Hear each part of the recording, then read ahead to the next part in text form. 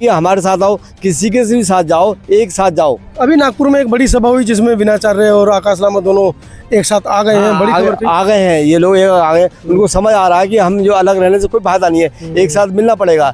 अभी के राहुल को भी मिलना पड़ेगा और सब लोग जब एक एक करके समझेंगे हाँ भाई ये सब जो है हम ऐसा ही जो संभव है। एकता में शक्ति है। एकता में शक्ति है।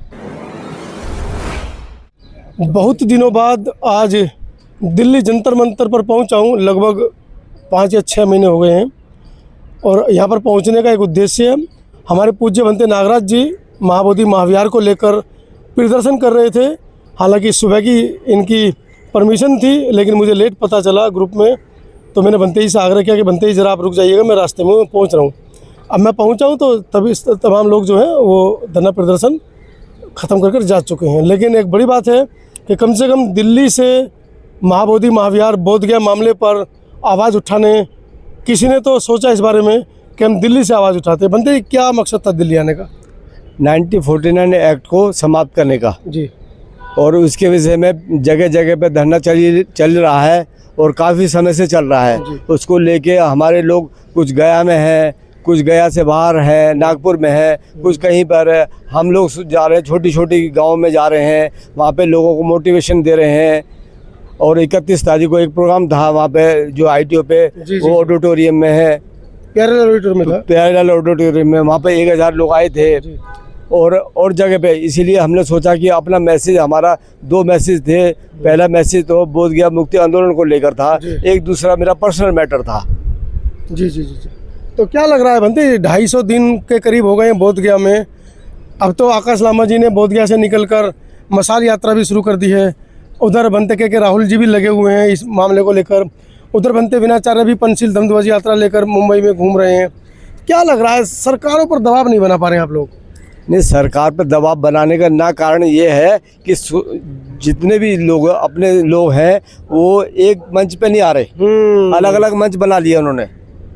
जब तक बिखराव है। हाँ, जब तक ऐसा नहीं होगा, एक मंच पे नहीं आएंगे तब तक ये संभव नहीं है। जी जी। ये आना पड़ेगा इनको, चाहे किसी के भी साथ आए। हम ये नहीं कि हमारे साथ आओ, किसी के भी साथ जाओ, एक साथ जाओ। अभी नागपुर में एक बड़ी सभा हुई जिसमें विनाचार्य और आकाश लामा दोनों एक साथ आ गए हैं। बड़ी खबर थी। आ गए हैं ये लोग, आ गए। उनको समझ आ रहा है कि हम जो अलग रहने से कोई फायदा नहीं है, एक साथ मिलना पड़ेगा।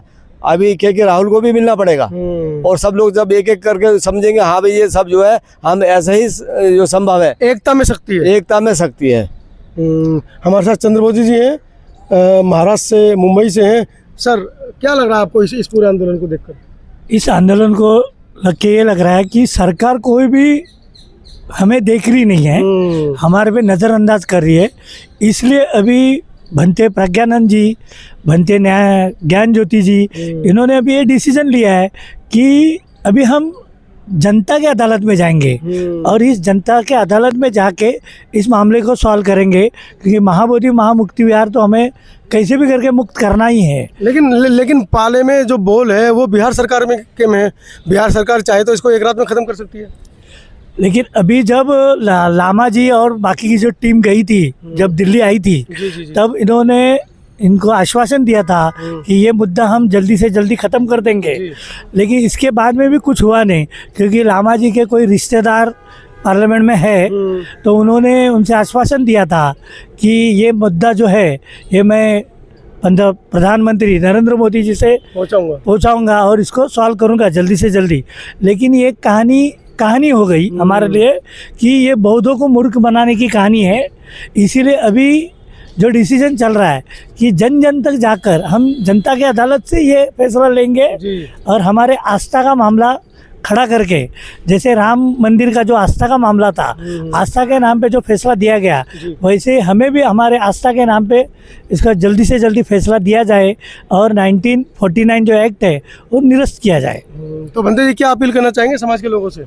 हम तो यही करने चाहेंगे अपील कि सभी समाज के लोग आस्था के कारण ही हमें सपोर्ट करें। हम ये नहीं चाहते कि हम सबसे अलग थोड़ी है नहीं, हम इसी देश के लोग हैं और जब हम सब एक हैं तो हमारे मुद्दे अलग क्यों होने चाहिए, एक होने चाहिए ना। भले हमारा घर अलग हो, हमारा विचारधारा अलग हो, हमारी बोली भाषा अलग हो, लेकिन मुद्दा एक होना चाहिए। मुद्दा एक होना चाहिए और सभी लोगों को भी एक होना चाहिए। आज जंतर मंतर से बंते जी ने आवाज़ उठाई है। देखते हैं भविष्य में ये मामला क्या रंग लाता है, लेकिन ये बात तो तय है, आज नहीं तो कल सरकारों को दबाव में ये बहुजन समाज ले पाएगा और महाबोधि महाविहार मुक्ति का जो आंदोलन है वो सफल होगा। पूरे वीडियो के बारे में आपकी क्या राय है कमेंट सेक्शन में ज़रूर लिखिएगा। मैं हूँ आज दिल्ली के जंतर मंतर से इस खास खबर के लिए। धन्यवाद।